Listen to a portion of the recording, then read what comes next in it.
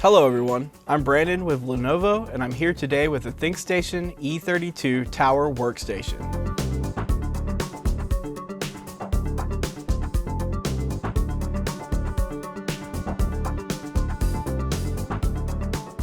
Today we are going to be replacing the front fan assembly. This process will take about 15 minutes and it should be easy enough for anyone to do. There are no tools required, but a pair of needle nose pliers might come in handy. Before we continue, we need to make sure that we are protected against electrostatic discharge or ESD. Make sure to shut down the computer and disconnect all cables and accessories from the system. For further information, watch our Understanding Electrostatic Discharge video by clicking the link in the description. And now that we're ready, let's get started. Before removing the computer cover, we must first remove 2 thumb screws.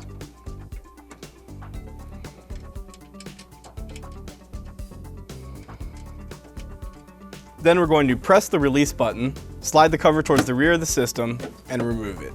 Next we're going to remove the front bezel, but first we have to disconnect the cable from the system board.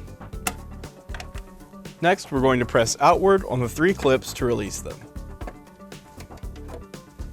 Then we're going to swing the front bezel open like a door, pull the cable through the hole in the chassis, and remove the front bezel. Before removing the front fan assembly, we must first disconnect the fan cable from the system board.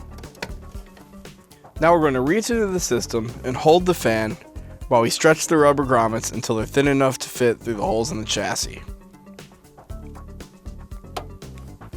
I'm using a pair of needle nose pliers, but your fingers will work just as well.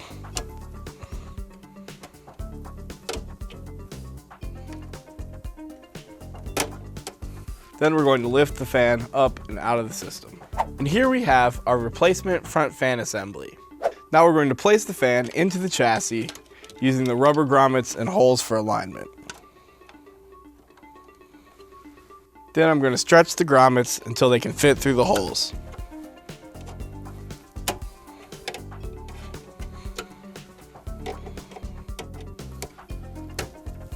Now we're going to connect the fan cable to the system board.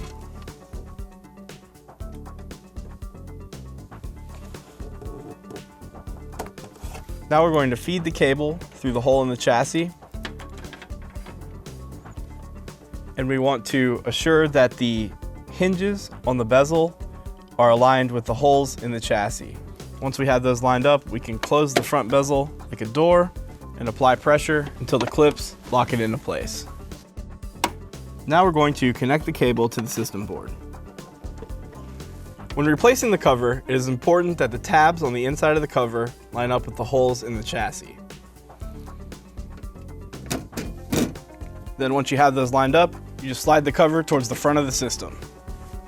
Now we're going to replace 2 thumb screws.